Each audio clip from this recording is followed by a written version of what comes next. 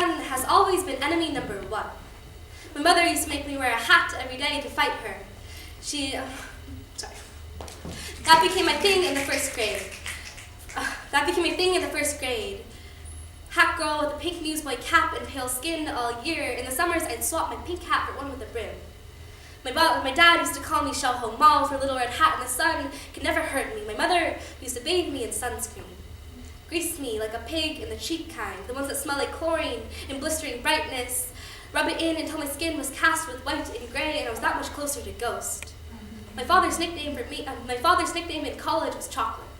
One, because he was the darkest one in the room, but two, because he was the only one that was raised from the dirt. He was the only worked from the ground up. My mother owns arm covers specifically to wear when driving so that she doesn't tan. She never leaves the house on a sunny day without a neon visor and long socks. She says it's a shame I spend so much time in the sun, so I don't know when I stopped wanting to peel off my own skin.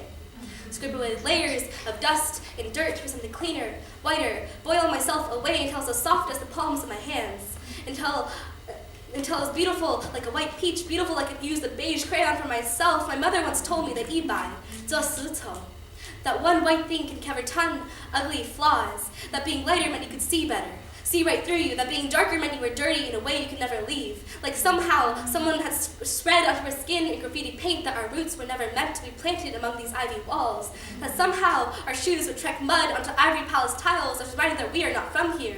We are not from here. We were never welcome here. Reminded that the ash falling from the sky in flakes covers my body in a dark I can never get rid of. Because the coal mines my family crawled from looking for more never completely left our lungs, but the least we could do is pretend like we never saw the sun.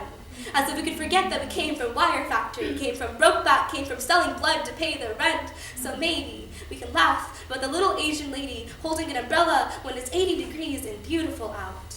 But knowing your only determinant for self-worth is how many shades away from ghost you are would excuse every brightening serum, every swallowed pearl, every foundation that's been 5 shades too light would excuse my mother, soft, touching her skin in the light, wishing that the freckles where the sun kissed her would sink into her skin, disappear, so that she could be worth something. I'd like to sink my teeth into something good for once. Hold hands with the sun. I'd like to lie on the beach with my friends. I'd like to retire the hat, but also the umbrella and the layers of sunscreen and the whitening but loose emulsion, the brightening toner, and the scrubbing and the scrubbing and the scrubbing, but never reaching what I'd want. I'd like to love it all one day. Turning on the TV and see pretty, dark-skinned Chinese girls telling us that we made it. Worked from the ground up. I'd like for my mother to think we're beautiful one day. That we belong, so we can stop fighting the sun.